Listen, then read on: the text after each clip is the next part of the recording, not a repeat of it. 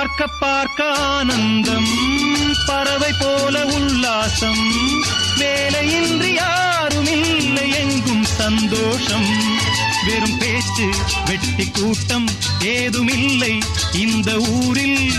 கள்ளம் கபடம் வஞ்சகமின்றி கண்ணியமாக ஒற்றுமை உணர்வுடன் வாழும் சிங்கப்பூர்.